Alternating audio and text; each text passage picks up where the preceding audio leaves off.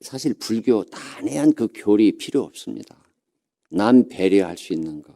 특히 그 한국 사람이 화가 많이 나는 나라예요. 이게 이제 이분들은 학자거든요.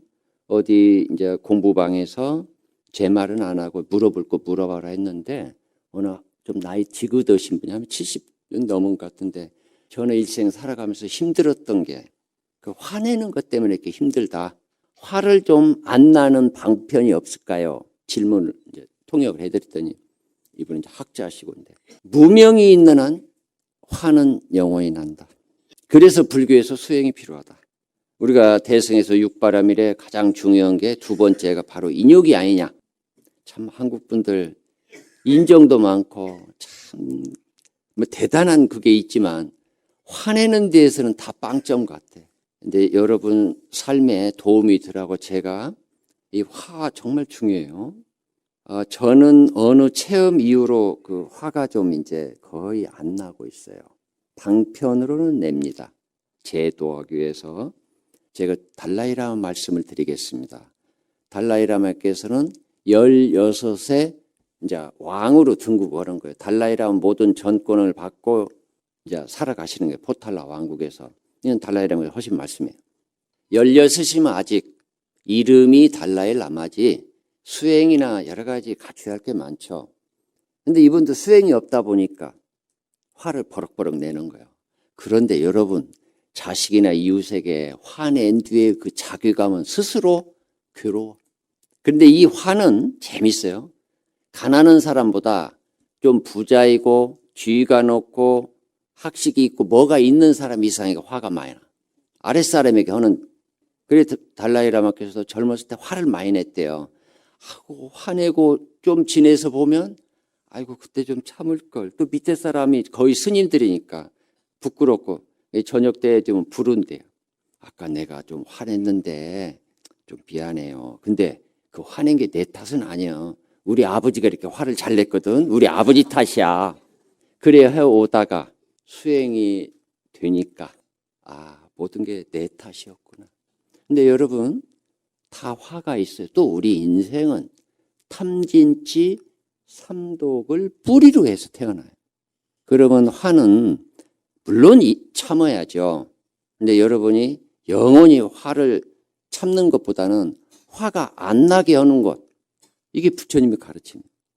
그래서 쉽게 말해서 화가 어디에서 나는가를 관찰, 치열하게 볼 때 뿌리도 없고 이건 원인과 조건진 하나의 물거품이요 환이다는 것을 알아차려야 돼요. 저는 거기서 한 5년에서 20년 전에 길 가다가 더러운 물벼락을 받아버렸어요. 3층에서 누가 물을 버렸는데 제가 다 나도 모르게 보니까 위에서 혹은 도망가요. 그때 순간 눈부시게 가서 하다가 내가 여기서 화를 낸들 그때 내가 굉장히 멈췄어요. 그러면 이 물불이 물 맞았다고 해서 내가 화를 내야 되는 거 할 때 이게 이제 조건이죠. 이제 화를 내게 되는 원인과 조건이 되는 거예요. 그때 정말 제 나름대로 이거 역시 원인과 조건인 가식이구나. 내 비구로서 이거에 속아서 얼마나 화를 냈는가. 어쨌든 화를 내면 본인이 해로워. 행복하지 않아. 괴로워. 가장 이제 힘든 게 여러분 부부간에 화를 내잖아요. 많이. 화를 왜 더 부부간에 냅니까? 서로를 아니까. 당신이 뭔데? 그래 이 지구상에 많은 성인이 있었지만 고향에 가서도 성자로서 대접받은 분은 아직까지 한 분이에요. 부처님이에요. 그래 어느 종교 또 보면 고향에 가지 마라 그래요. 왜? 그 예언자는 고향에 가서 대접받지 못한다. 우리 선가에도 아마 제 기억에 마조 스님 같네요. 그분이 이제 육조 해농으로 해서 회양 마조 아주 정말 훌륭한 스님이에요.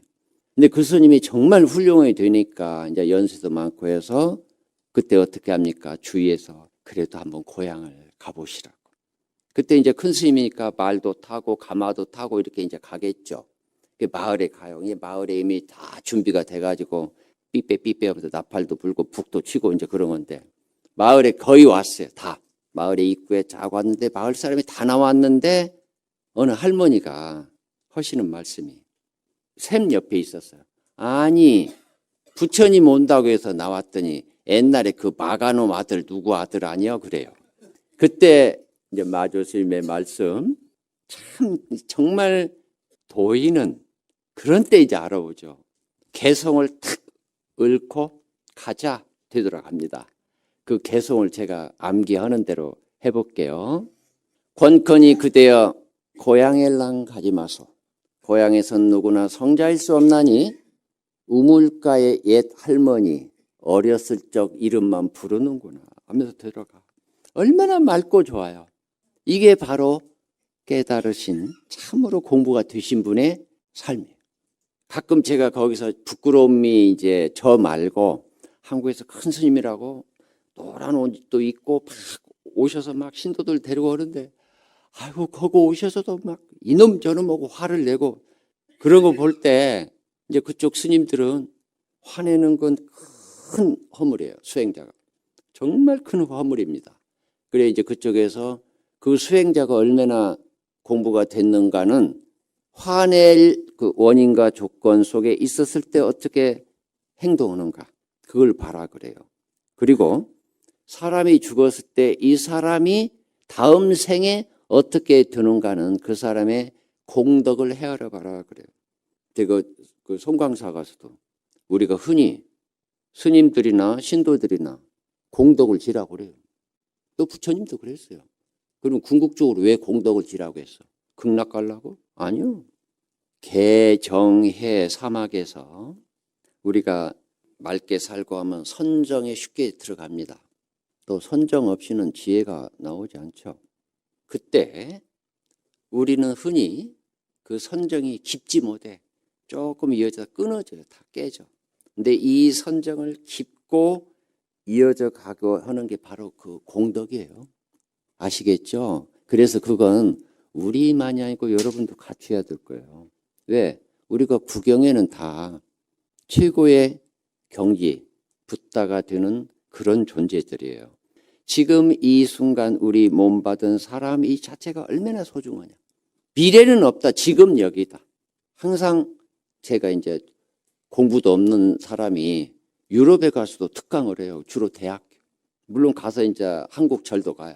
파리, 런던, 프랑크푸르트, 베를린 그러지만 주로 저는 대학교. 그분들이 마지막 하는 말 꼭 두 마디 있어요. 너희들은 학생이다 일단.